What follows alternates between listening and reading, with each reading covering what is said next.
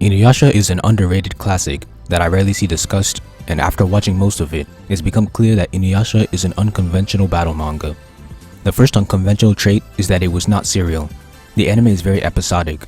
A lot of times, there were either standalone episodes or around 3 episodes chained together telling one story. Let me give some examples. 1 and 2 are connected, then 3 and 4, then 5, 6, and 7.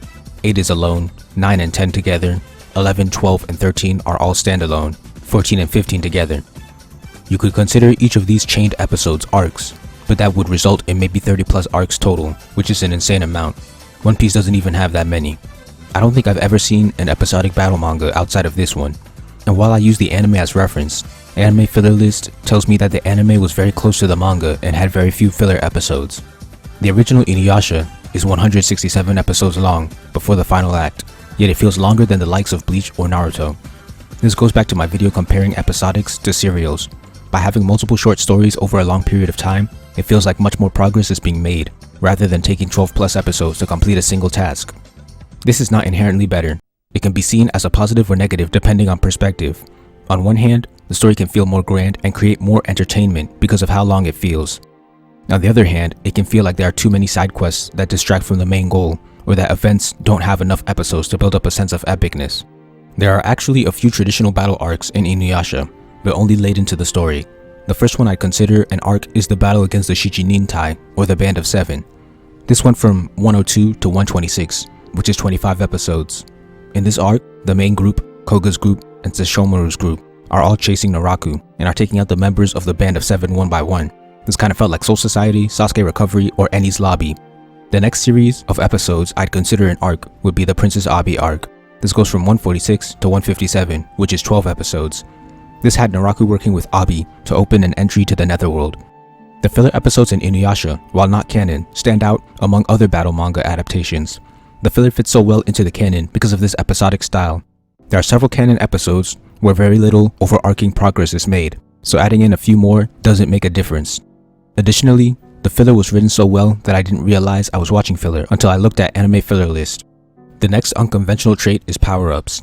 In battle manga, the characters usually learn new moves or transformations through training. But for InuYasha, all of his power-ups are connected to his sword and he doesn't always train for them. He starts off with 2 claw attacks, then he gets Tessaiga, his primary weapon.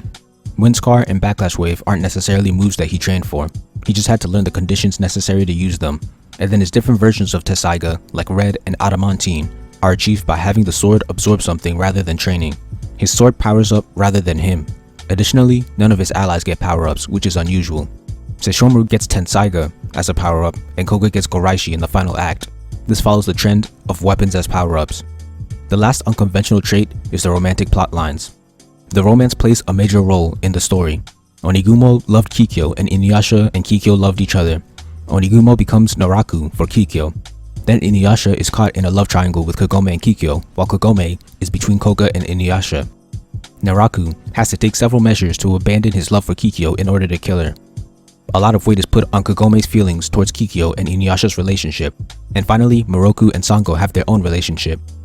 All of the relationships are slowly developed throughout the story, which is a big difference from what most battle manga do.